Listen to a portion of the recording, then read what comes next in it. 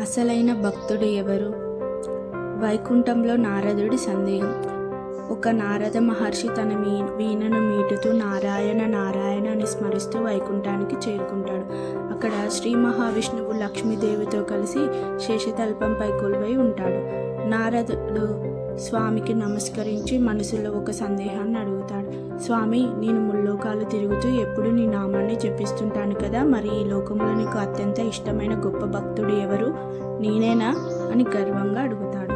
అప్పుడు విష్ణుమూర్తి నారదుడి వైపు చూసి చిరునవ్వు నవ్వి, నారద, నీ భక్తి గొప్పదే, కానీ భూలోకంలో ఒక గ్రామంలో పేద రైతు ఉన్నాడు. అతనే నాకు అత్యంత ప్రియమైన భక్తుడు అని చెబుతాడు. నారదుడికి ఇది నమ్మశక్యం కాదు. స్వామి, ఒక సామాన్య రైతు నీకు ఇంత ఇష్టమా? వాడు నిన్ను ఎప్పుడు స్మరిస్తాడు?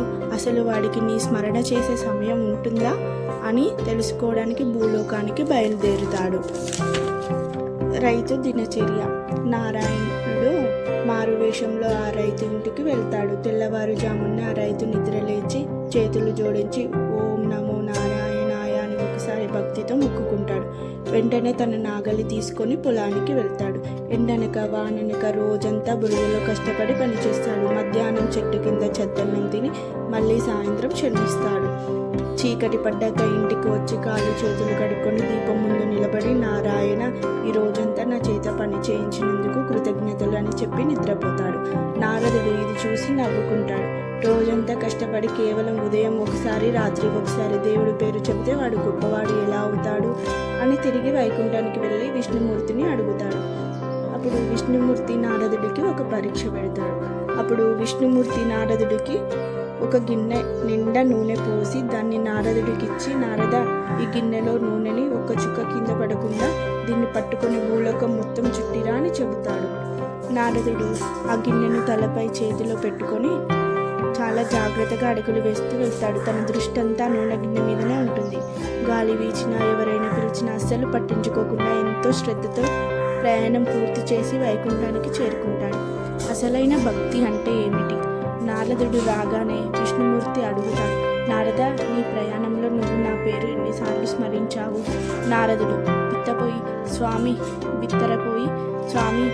ఆ నూనె కింద పడకుండా చూడటమే నా పని కదా, ఆ పనిలో పడి నా పేరు తలుచుకోవడమే మర్చిపోయాను అంటాడు. అప్పుడు విష్ణుమూర్తి ఇలా వివరిస్తాడు. నారద, నువ్వు కేవలం ఒక గిన్నెను పట్టుకున్నందుకే నా నామాన్ని మర్చిపోయావు.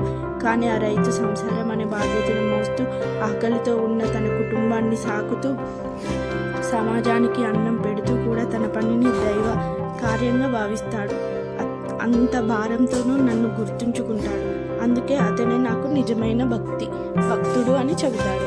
అప్పుడు ఈ కథలో నీతి ఏంటంటే, నిజమైన భక్తి అంటే కేవలం పేరును జపించడం మాత్రమే కాదు, మన బాధ్యతను సక్రమంగా నిర్వహిస్తూ కష్టాల్లో ఉన్న వారికి సహాయం చేస్తూ ప్రతి పనిని దైవ కార్యంగా భావించడమే అసలైన భక్తి.